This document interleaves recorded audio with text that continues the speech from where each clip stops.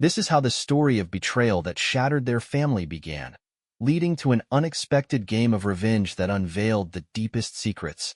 The husband was determined to uncover just how far her lies had gone, and what he discovered changed him forever. Will he regain control of his life and make her face the consequences of her actions? Don't miss the shocking finale that will leave you speechless. I woke up in the middle of the night for no reason at all. I just opened my eyes and saw Amy's phone lighting up on her nightstand. It was unlocked, and the screen showed a new message. "Can't wait to see you. You're amazing." A text from a certain Brendan. My heart sank. Who is this? Why is he texting my wife like this? I wanted to put the phone down right away, pretend I hadn't seen anything, but instead, I opened the message. The chats with Brendan were long. There weren't just text messages but also photos. Ones that made me feel like I didn't even exist in my own life. They talked about their meetings, planning dates. One text hit me the hardest. That beach was perfect. I remembered that day. We'd celebrated our daughter Sophia's birthday. How could this be? That day Amy had been so warm, so loving. We laughed together, flew a kite, and now I knew she had shared it with someone else. Amy lay next to me, breathing calmly, completely oblivious. I clutched my phone, trying not to lose control. I wanted to wake her up, show her all this, and ask, why? What did I do wrong? But I forced myself to put the phone down and lay back in bed. I had only one thought: don't give yourself away. Stay calm, Adam. In the morning, I woke up before the alarm went off. I was making breakfast, trying to look normal, when Amy came into the kitchen. She looked happy, even kissed me on the cheek, saying, "Good morning, love." Her voice sounded as warm as ever. But now I saw it differently. Every smile she gave me seemed fake. Every word a lie. Sophia was talking about some school project, and I was trying to focus on what she was saying, but my mind was elsewhere. Amy acted as if nothing had happened. It was driving me crazy. How could she act so calm when I knew everything? I noticed things I hadn't before. Amy always had excuses for why she was late. Her phone was always in her hand, and she often smiled when she looked at it. I had asked her repeatedly why she seemed distant, but she always said, "It's nothing. I'm just tired." Now I realized it wasn't me. One day, I was walking outside when our neighbor, Martha, stopped to talk. She made a casual remark about Amy's new haircut, and I froze. Amy hadn't mentioned it to me. She didn't tell me anything anymore. I started gathering evidence. Every time she left her phone unattended, I checked it. All her secrets were right there in her hands, and she didn't even realize it. I installed a text tracking app. Every text, every action on her phone, showed up for me in real time. Watching everything unfold was unbearable, but I needed proof. I started noticing patterns. She often drove to the Greenville area, even though she had no reason to. Now I understood. That's where she met Brendan. One night, she said she was going to yoga with a friend. I nodded, even though I knew it was a lie. As soon as she left, I followed her. She didn't make it to any yoga studio. Instead, she went to a coffee shop where Brendan was already waiting. They were laughing, holding hands, looking like they didn't have a care in the world. My heart was pounding so hard it felt like the entire world could hear it. I couldn't barge in. I couldn't make a scene. I just sat in my car, watching my wife flirt with another man. It was even more painful than I had imagined. That night, I got home, lay down next to her, and couldn't sleep. Her hand was touching mine, but it felt foreign. I knew our marriage was over. It was just a question of how I was going to end it. The next morning, I woke up before my alarm again.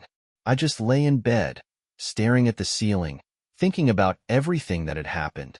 Amy was still asleep next to me, her breathing even and calm. She had no idea I knew about her cheating. When she woke up, we spent the morning as usual.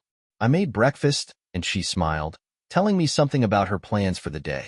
I didn't say anything, but inside I was seething. Sophia talked about her project, and I nodded, trying to look involved, even though my thoughts were miles away. Throughout the day, I noticed Amy's behavior more. She left the room several times, saying she had to make a call, and each time, she took her phone with her. She always had excuses: "It's work," or "It's my friend Jessica." But now I knew better. That evening, after Sophia went to bed, I went through Amy's phone again. She'd left it on the table, and I took the opportunity. There was even more evidence in her messages. They were arranging their next meeting, discussing plans for the weekend. I forced myself to keep reading. I wanted to know everything so that she wouldn't have any chance to make excuses. Her behavior had changed months ago. She started staying late at work more often, paying more attention to her appearance. At the time, I thought she just wanted to change, but now it all made sense. She had met Brendan and was living a double life. I decided to go a step further. I installed a hidden camera in her car. The footage confirmed everything. She was going to Brendan's house, spending hours there. I began to avoid her, staying late at work or even overnight. Home didn't feel like home anymore. Amy noticed something was off. She asked if I was okay, but I always replied, "I'm fine, just tired." Her eyes narrowed, but I didn't give her any clues. I had all the evidence I needed. Now it was just a matter of how I would confront her and take my life back. One evening, she tried to draw me out. We were sitting in the living room, and she suddenly said, "Adam, you've been distant lately. What's wrong?" Her voice was so sincere that I almost broke down, but I just shrugged. "Work is exhausting. It's fine." She nodded, but I could tell that wasn't enough. She wanted to know more, but I didn't know how to get it out. I wanted to throw her phone with all the messages in her face, but I knew that wouldn't change anything. She would deny it, make excuses, say it was a misunderstanding. No, I wanted more. I wanted her to feel the same way I did. Betrayed, broken, crushed. So, I waited, gathered evidence, and watched. One moment surprised me. One day, she came home earlier than usual. She brought a gift for Sophia, a new toy, and they were laughing together, playing in the living room.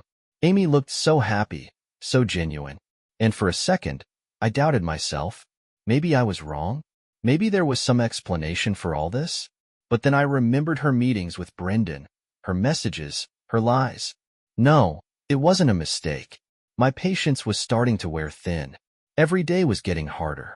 I couldn't look at her calmly or listen to her voice anymore. All I wanted was to end this nightmare. But I also knew that if I wanted to do it right, I had to stay calm. This was just the beginning of my game. That night, I woke up again. Amy slept next to me, her breathing even and calm. I lay there staring at the ceiling, feeling my anger turn into something else. I knew I couldn't stay silent any longer, but I couldn't act impulsively either. I wanted everything to be right, so she couldn't make excuses or run from the truth. I had a plan, and now it was time to put it into action. The next day, I deliberately acted a little differently. I was more distant than usual, but, at the same time, friendly. Amy seemed surprised. "You look better today. Are you okay?" she asked, tilting her head and looking at me intently. "Yeah, I slept a little better," I replied with a slight smile. She clearly wasn't sure what to think, but she decided not to press it. That evening, I did something unusual. I suggested we spend some time together. "Maybe we should watch a movie tonight? I feel like I haven't spent an evening with you in a while," I said. Amy froze for a moment, then smiled quickly. "That's a great idea. I even know what to watch." She picked a romantic comedy, and we sat on the couch, like we used to long ago when our marriage wasn't in trouble. She sat next to me, holding my hand, and there seemed to be something real in her eyes. But I knew better. It was a facade. I spent the next few days watching her closely. She continued her double life, but now she was starting to get nervous. She must have sensed that I was suspicious. One day, when I got home earlier than usual, I saw her quickly put her phone down and fake a smile. "You're early today," she said, pouring herself a glass of wine. "Yeah, I thought I'd take a break," I replied. Her fingers trembled slightly as she lifted the glass to her lips. That evening, I went over to her and said, "I think we need to talk." She looked at me, surprised. "Talk about what?" she asked, trying to look calm. I paused, watching her reaction. "About us. About why I feel like we're drifting apart," I said. Amy started to say something, but her words came out as formulaic excuses. "Maybe it's just work, stress. We could go somewhere for the weekend, be together," she suggested. I nodded, saying nothing more. Her suggestion was just an attempt to cover up what I already knew. A few days later, I made a surprise move. I invited our friend Michael to dinner. Michael wasn't just my friend. He was someone who always saw things clearly. I knew his presence would make Amy nervous. During dinner, I deliberately asked a few questions to make her squirm. "Amy, you said you were working late on Monday. What project are you on now?" I asked, looking directly at her. She froze for a moment but quickly collected herself. "Oh, it's a new client. Lots of paperwork." I saw Michael raise an eyebrow but say nothing. After dinner, while Amy was in the kitchen, Michael came up to me. "Adam, what's going on? Are you okay?" he asked quietly. I looked at him and said, "Not really, but I'm working on it." He realized it wasn't worth pressing further and just nodded. A few days later, I decided to play my final card. I invited Amy to dinner at the restaurant where we'd celebrated our first anniversary. She seemed excited, probably thinking it was an attempt to save our marriage. She even wore the dress I had once loved. "You look beautiful," I said, and it was true, even though my feelings for her had long since changed. We sat at the table, talking about the past, laughing at old jokes. For a moment, I even felt things could have been different if she'd made a different choice. But then I remembered why we were here. When the time came, I took an envelope from my pocket and placed it on the table. She stopped, looking at it. "What is this?" she asked, her voice trembling. "These are your messages, your photos, everything you've been trying to hide," I said calmly. Her face turned pale. "Adam, it's not what you think," she began, but I held up a hand to stop her. "You shouldn't. I have enough evidence to know the truth. You cheated on me, Amy, and I won't take it anymore." She tried to say something, tears already rolling down her cheeks, but I wasn't listening anymore. I stood up, left money for dinner on the table, and walked out of the restaurant, leaving her alone. My heart was heavy, but at the same time, I felt a strange relief. It was the end, but also the beginning of a new phase of my life. When I got home, it was quiet. Sophia was already asleep, and only a dim lamp was on in the living room. I threw my keys on the table and sat on the couch, staring at the ceiling. Everything from the past few months spun in my head like an endless cycle. I tried to figure out when everything had gone wrong, but strangely, I didn't feel anger, just deep, exhausting fatigue. Amy returned later. I heard the door open, and she quietly entered the room. She stopped when she saw me. Her face was red, her eyes shining with tears. "Adam, can we talk?" she asked almost in a whisper. I didn't answer right away, just nodded, inviting her to sit down. She carefully sat on the edge of the couch, her hands clasped together. "Adam, I don't know how this happened," she began, her voice trembling. "I made a mistake, a big mistake, but it never meant anything. It's not important to me. I was lonely." Her words rang through me. "Lonely?" I repeated, disbelief in my voice. "You were lonely? Amy, we have a family. I've always been there for you. And you found someone else to fill this void?" She lowered her eyes, not knowing what to say. "I'm not making excuses," she replied quietly, "but I want you to know it never affected my feelings for you. I still love you." I laughed, but there was no joy in that laugh. "Love me? Amy, love isn't proven with words. It's shown with actions. And your love was in Greenville with him?"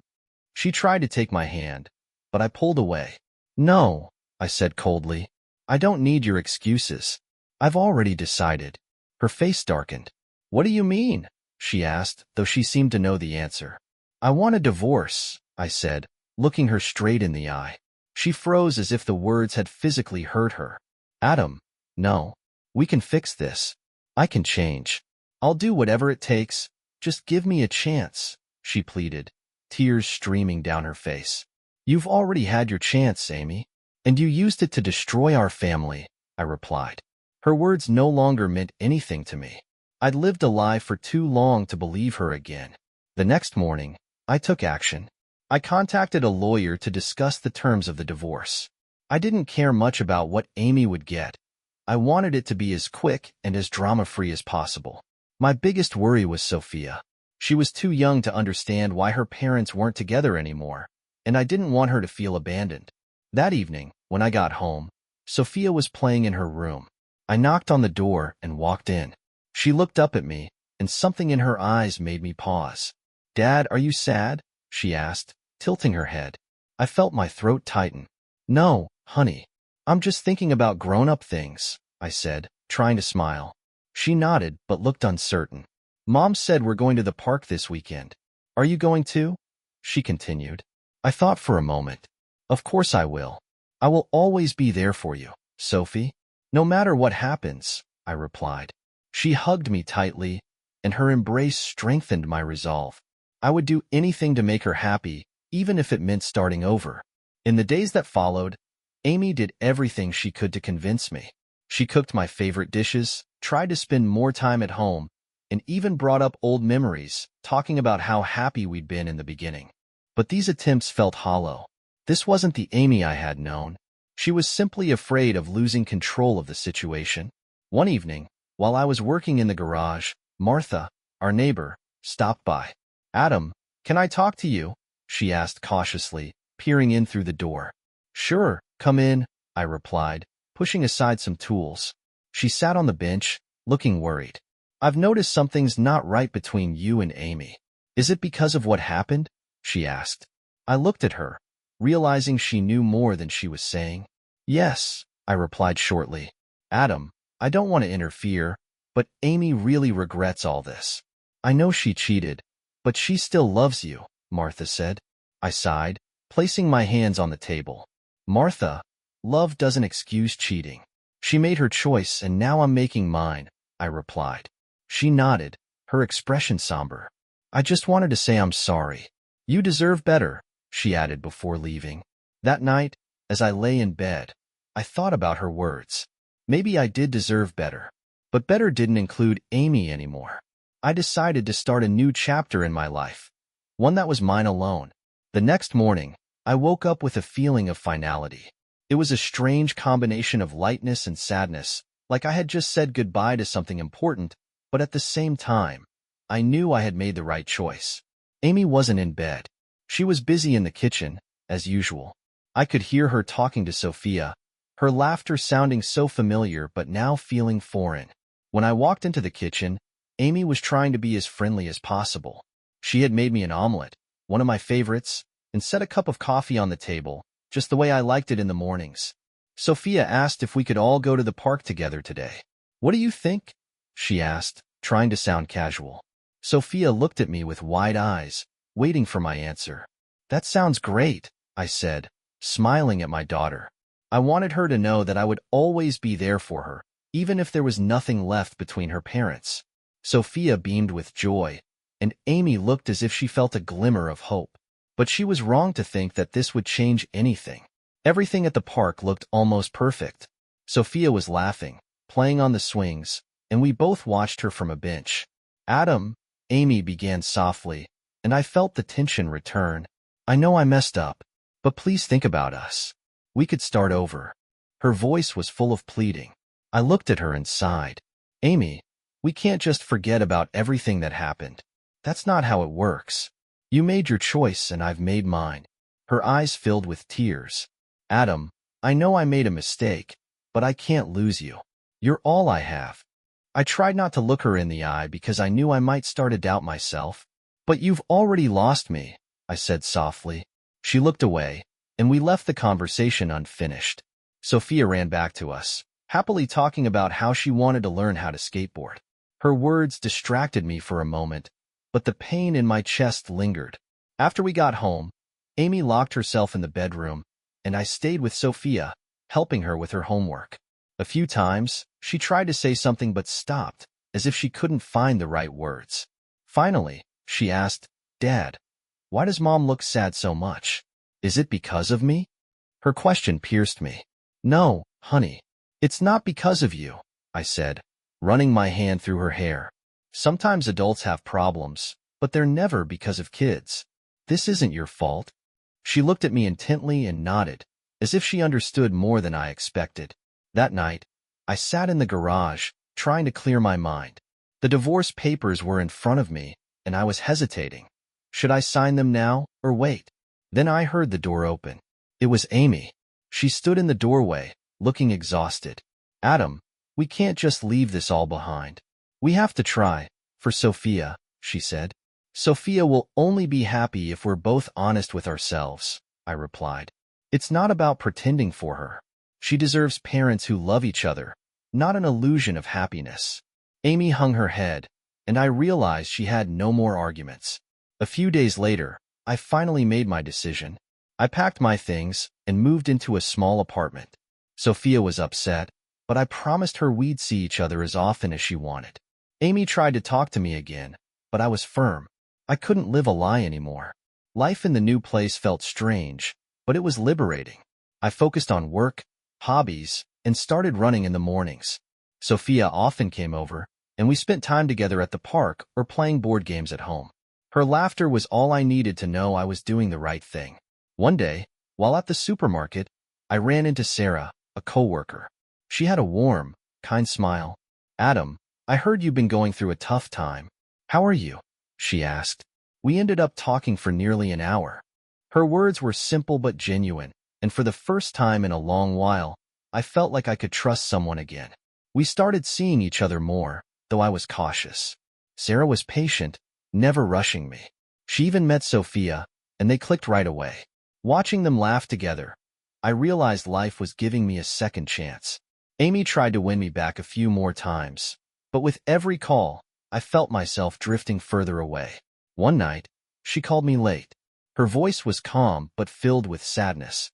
"Adam, I'll always regret what I did. You were the best thing that ever happened to me, and I ruined it." I stayed silent, listening. "I wish you happiness," she said before hanging up. Those words gave me the closure I needed. It was the final piece of the puzzle. Now, I'm ready for a new beginning. A life built on trust, honesty, and hope, without lies or regret. The next few weeks passed in a calmness I hadn't felt in a long time. My life became simpler, even if it meant missing many of the things that had once been part of it. Sophia would come to my house on the weekends, and those were the best days for me. She would laugh, talk about school, and though she sometimes asked questions about me and Amy, I always tried to answer in a way that wouldn't hurt her feelings. One evening, when Sophia had already fallen asleep on the couch after a long day of playing, there was a knock at the door. It was strange because I wasn't expecting anyone. I opened the door and saw Amy. She was standing there in her raincoat, her hair wet from the rain, holding an envelope in her hands. "Adam, can I come in?" she asked, looking confused. I hesitated but eventually nodded and stepped back to let her in. She looked around the room, her gaze settling on Sophia, who was sleeping peacefully. Amy sighed and placed the envelope on the table. "I can't sleep well until I do this," she began, her voice quiet but firm. "What is this?" I asked, nodding at the envelope. "A letter. I wrote it to you because I know I can't put into words everything I feel," she replied. "I don't expect you to forgive me, but I want you to know that I'm sorry. For everything." I looked at the envelope but didn't touch it. "Amy, we've been through this. I don't think there's anything left to say." "But there is," she insisted. "I know I destroyed not just our marriage but you, too. I saw the way you looked at me, and I know you don't trust me anymore. But, Adam, this isn't because of anything you did. It was my weakness, not yours." Her words felt honest, but I couldn't let them affect me. "Amy, it doesn't matter anymore. We both made our choices, and now we have to live with them." She sighed, wiping away tears that had started to stream down her face. "I understand if you don't want to read this, but please, don't throw it away. Just read it when you're ready." I nodded silently, and she left, leaving me alone with the envelope on the table. I stared at it for a long time, not daring to open it. In the end, I put it in a drawer, deciding I'd read it when I felt ready. The next day, I woke up with an unexpected feeling that something was changing. I took Sophia to the park to spend time outdoors. While we were there, I ran into Sarah. She was walking her dog and looked surprised to see me. "Adam, what a surprise," she said with a smile. "Do you come here often?" "Yeah, Sophia and I love this park," I replied, nodding toward my daughter, who was already running toward the playground. Sarah glanced at her with warmth in her eyes. "She's a wonderful girl. You're doing great, Adam," she said, and her words touched something deep inside me. "Thank you, Sarah. It's not easy, but I'm trying," I replied sincerely. We talked for a while longer, and I realized how easy it was to be around her. She didn't press me with questions about Amy or what had happened. She was just there, and that was enough. A few days later, I got an unexpected call from my lawyer.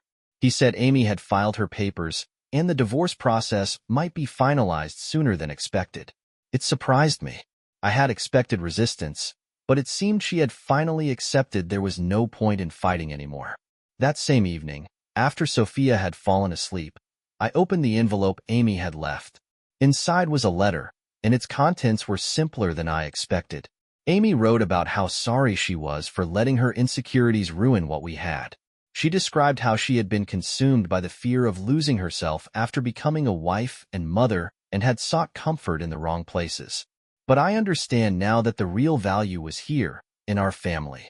I lost that, and it's my fault. I want you to be happy, Adam. You deserve it more than anyone else. Her words were sincere. They couldn't change anything, but I felt the anger I had been carrying inside me begin to fade. The next day, when I met with Sarah, I shared some of my thoughts with her. She listened carefully, and then she said, Adam, everyone deserves a new beginning. You're already on that path. But remember, you're not alone in this.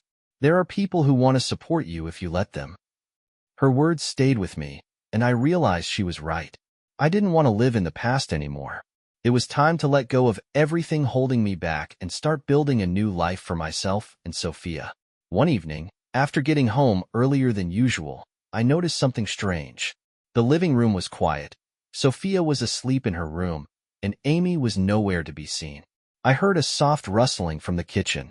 When I entered, I saw Amy typing on her phone. She quickly turned off the screen when she saw me. Hi, you're home early, she said, smiling a little too casually. Yeah, I decided to end the day early, I replied calmly, studying her face. What are you doing? Just texting Jessica. She's asking if I can pick up Sophia from school tomorrow, Amy said, avoiding my gaze. I noticed her hiding her phone under a pillow, as if afraid I would take it. It only confirmed my suspicions. I didn't press her, but the next morning, while she was in the shower, I checked her phone. This time, a new name appeared, Mark. The messages were short but clearly romantic. You look amazing today, one read. I can't wait for tonight. My hands shook with anger. This wasn't just a mistake. It was a pattern. That evening, Amy dressed more elegantly than usual, claiming she was going to a friend's for dinner. I nodded, pretending not to care. Have a good time, I said, watching her leave. As soon as she drove off, I followed her.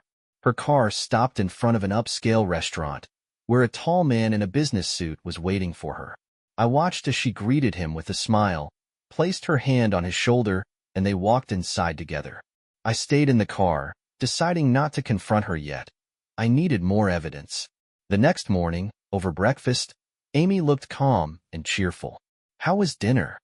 I asked casually. Oh, it was great. Jessica and I talked about how things are going at her new job, she said without hesitation. I nodded, hiding my fury. My patience was gone, but I knew I had to act wisely. I hired a private investigator who gathered everything I needed. Photos, messages, even recordings of their conversations. One evening, when Amy came home, she found me sitting on the couch with a large envelope in my hands. We need to talk, I said calmly. What happened? She asked, sitting down next to him, looking a little concerned. Does this name sound familiar? He handed her a photo of her with Mark. Her face instantly paled. Adam, it's not what you think, she began, but he stopped her with a gesture. You know, I've heard that before, and it's always been a lie. I'm not playing by your rules anymore, he said, his voice still level, but his eyes burned with anger. Adam, I can explain everything. Tears began to flow down her face. Explain what? That you decided to play happy family while spending your evenings with another man? Amy, I'm tired. And now, you have to answer for your actions, he replied, standing up from the couch. What are you going to do? She asked, her voice trembling with fear. You'll find out, he replied, and this time he wasn't going to back down. For the next few weeks, Adam carefully planned his response. He gathered all the evidence he could and handed it over to his lawyer. He knew the divorce would be difficult, But he wanted not only to close this chapter of his life, but also to ensure that Amy could never manipulate him or Sophia again. The culmination of his plan was an evening where he gathered all the key parties. In a cozy cafe, Amy, Mark, Adam's lawyer, and even Jessica, whom Adam had invited as a witness, were present. "Adam, what is this?" Amy asked when she saw the familiar faces. "This is your last chance to explain yourself to everyone you deceived," he said coldly. "I don't see why this is necessary. We can talk alone," she began, but Adam stopped her. "No, Amy, you deceived me, our family, and even your friends. Everything is out in the open now, and I want everyone to hear the truth," he said, pulling out an envelope with evidence. Amy tried to justify herself, but her words were drowned out by the facts Adam presented. Jessica looked shocked, and Mark simply watched silently, realizing he had become entangled in someone else's chaos. When all was said and done, Adam stood up. "Amy, I'm no longer your husband. From now on, my focus is on ensuring Sophia doesn't suffer from your choices. I'm starting a new life, and you won't be part of it," he said, leaving her alone to face the consequences of her actions. That evening marked the end of their story. Adam felt like a weight that had been on his shoulders for so long had finally lifted. He was no longer a victim, but the master of his own future. When Adam returned home after the meeting, he felt both relieved and empty. Sophia was playing in her room, and the house was quiet. He went into the kitchen, made himself a cup of tea, and sat at the table. His thoughts circled around Amy, Mark, and how all of this would affect his daughter. The evening dragged on until there was a knock at the door. He opened it to find Amy standing in the rain, soaked and red-eyed. "Adam, I need to talk to you," she said hoarsely. "We have nothing more to talk about, Amy," he replied, but stepped aside to let her in. She walked into the living room, looking around cautiously, as if searching for something that might change his mind. "Adam, you have to understand. I made a mistake. But that doesn't mean I didn't love you," she began, her hands clenched nervously. "Love?" Adam laughed, bitterness dripping from his voice. "Amy, you call this love? Lying, cheating, living a double life. Is that how you show love?" I was confused. "I felt alone, Adam," her voice trembled. "You became so distant after Sophia was born." "Distant?" He turned to her, his eyes blazing. "Amy, I worked nights to provide for our family. I did everything I could to make sure you and Sophia had a good life. And this is how you repay me?" She lowered her head, her tears falling onto the carpet. "But I still love you," she whispered. "Love doesn't justify what you did," he said, his voice cold. "And even if it did, I'm not the man who once loved you." Amy looked at him, her eyes filled with despair. "Adam, give me a chance. I'll change. I'll never do anything like this again. We can start over," she pleaded. "A clean slate?" Adam shook his head. "Amy, you had your chance, and you blew it." He walked to the door and opened it, motioning for her to leave. She stood there for a few seconds, hoping he might change his mind, but all she saw was the coldness in his gaze. Without another word, she left, leaving him alone in the silence of the house. The next few weeks were difficult.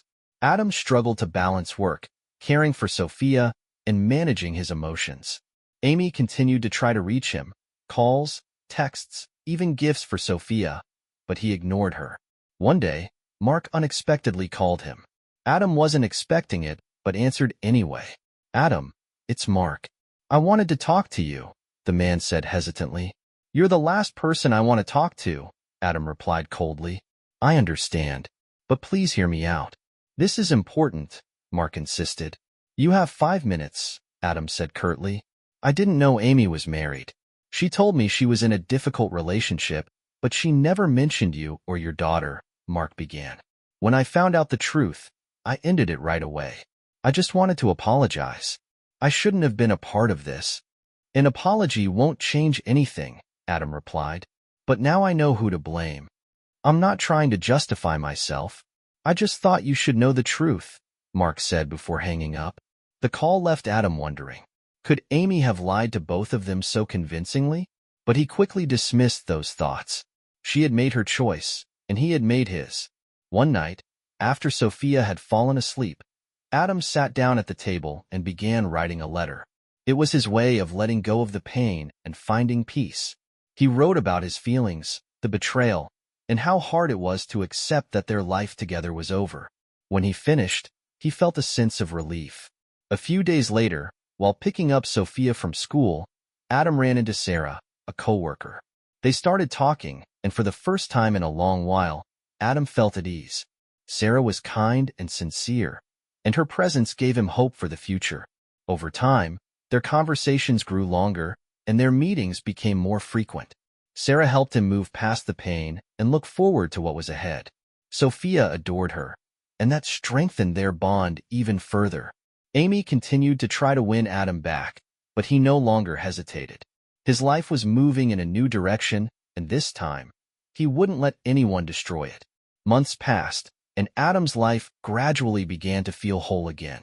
He became more confident, focusing on providing Sophia with the best childhood he could. Sarah became an integral part of their lives, helping him navigate the chaos Amy had left behind. Sophia's laughter filled their days, and Adam knew he was on the right path, a path where love, trust, and honesty could finally thrive. One evening, when Adam came home from work, Sophia ran up to him with a drawing in her hands. "Dad, look, it's you and Sarah and me," she said happily, holding out the drawing. It showed 3 figures holding hands, with the sun and trees in the background. "That's wonderful, honey," Adam said, pulling her close to him.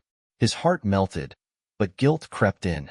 He knew Amy was Sophia's mother, and he worried Sophia might see Sarah as a replacement. That evening, after Sophia had fallen asleep, Sarah stayed for dinner.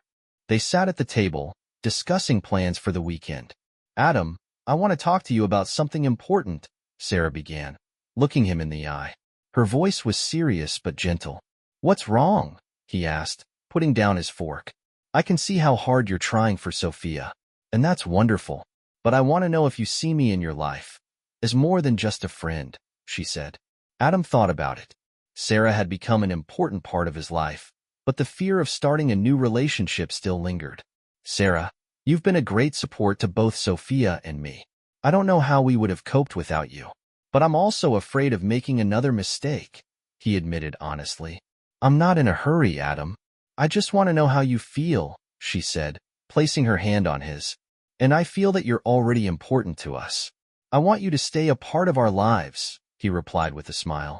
Sarah nodded, her face relaxing. They continued their dinner with a sense of peace. But the peace didn't last long. The next morning, Amy appeared on the doorstep. She looked different, confident and determined, but sadness lingered in her eyes. "I need to talk," she said. "You've already said everything," Adam replied coldly, but Amy didn't move. "This is about Sophia," she added, her tone shifting. Adam gestured for her to come in. They sat down in the living room. Amy clasped her hands nervously. "I want to take Sophia for a few weeks. I know I haven't been the best mother lately, but I want to make amends. I think she and I need some time together," she said. Adam studied her. "Why now, Amy? What's changed?" he asked. "I realized I've lost everything that was important to me. I want Sophia to know I'm still her mother, and I want to show you that I can do better," she replied. Adam thought about it.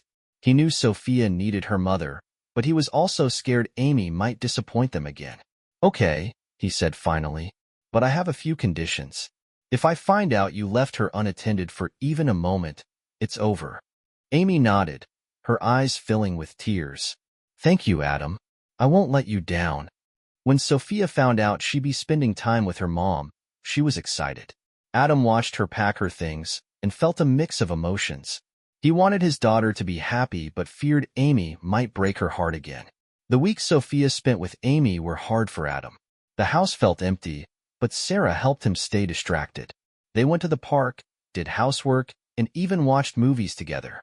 It was unusual but comforting. When Sophia returned, she seemed happy. She talked about going to the zoo, cooking her favorite meals with Amy, and playing board games. Adam noticed Amy had been trying, and it surprised him. "Dad, Mom said you're really great. She said she's sorry for hurting you," Sophia said suddenly at dinner. Adam looked at his daughter. "The most important thing is that you're happy, sweetie. Everything else doesn't matter as much. Amy began visiting Sophia more often, and Adam noticed the changes in her. But his heart no longer belonged to her. Sarah had become the light he'd found after a long period of darkness. One evening, when Adam, Sophia, and Sarah were walking in the park, Sarah stopped and looked at him. "I think you've found your way, Adam," she said with a smile. "Maybe because of you," he replied, taking her hand. This was a new beginning, and this time he knew he'd do everything not to lose this happiness. Sophia, running ahead of them, laughed, and Adam felt like life had finally become whole again. The next night, Adam woke up to a noise. His instincts kicked in, and he quietly got out of bed, trying not to wake Sophia. He walked into the living room, where the hallway light cast a dim glow. The door to the kitchen was open. Amy was there, holding a glass of wine and staring out the window. Her hair was slightly disheveled, and her face looked tired. She didn't even notice Adam had entered. "What are you doing here, Amy?" he asked quietly. She flinched and turned to face him. "I wanted to talk," she said, swaying slightly. Her voice was low, almost pleading. "You haven't been answering my messages. That's why I came." "That doesn't explain why you showed up in the middle of the night," he replied, standing in the doorway with a cold expression. Amy moved closer, leaving her glass on the table. Her eyes were teary, but there was more than sadness in them. Something else. Insecurity mixed with temptation. "Adam, I know I messed up, but I also know you still have feelings for me. We've been together for so many years. Can't we forget all this?" she whispered. "Amy, it's over between us. You know that," he said, his voice even as he watched her approach. "But it's not over for me," she whispered, placing her hand on his chest. Her touch felt familiar yet strange. "Do you remember how it was before? The nights we spent together? The way you looked at me? You were a different person before," he said, pulling her hand away. "I could trust you then." "And you can again," she said, her voice insistent. She stepped closer, leaning against him. Her fingers slid over his shoulder. "Give me a chance to prove it." "Why would I do that, Amy? Do you want things to go back to how they were? After everything you've done?" His voice hardened. Amy didn't stop. She leaned closer, her breath warm as her lips brushed against his neck. "Because I know you still want me, Adam. You can deny it, but I can feel it." For a second, Adam felt old emotions flare up deep in his mind. Her scent, her familiar touch, and the memories he had tried so hard to bury came rushing back to him.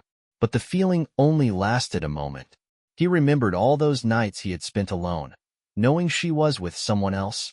The anger inside him quickly extinguished any temptation. "Amy, that's enough," he said, pulling away. His voice was cold as ice. "This isn't going to work. You can't win me back by playing on my feelings." "Are you serious?" Her voice was shaking, and she looked confused. "You really don't want me? After everything we've been through together?" "Everything we've been through is a lie, Amy. You turned our relationship into a game, and I don't want to play anymore," he said firmly. Amy stepped back, her face red with a mix of shame and anger. "You don't understand. You think you're perfect, that it's all my fault. But you've made mistakes too." "Maybe I'm not perfect," he replied, his voice sharp. "But I never cheated on you, and that's why it's over between us." Amy stood there for a few more moments, as though debating whether to say something else. But then she quickly grabbed her glass and stormed out of the kitchen, leaving Adam in silence. He heard the front door slam, and for the first time in a long while, he felt a sense of relief. She had tried to manipulate him again, but this time, she failed. The next morning, he told Sarah about what had happened. She listened intently as he spoke, her expression calm but thoughtful. "I don't know what she expected," Adam said, finishing the story. "She thinks I'll just forget everything and go back to her. She knows she's lost you, and that terrifies her," Sarah said, looking him in the eye. "But you made the right choice, Adam. You deserve better." "I know," he replied, "and I'm glad I have you in my life now." Sarah smiled and wrapped her arms around him. Adam felt the pain of the past beginning to fade away. He wouldn't let Amy interfere in his life anymore. He had chosen a future without lies and betrayal. What do you think?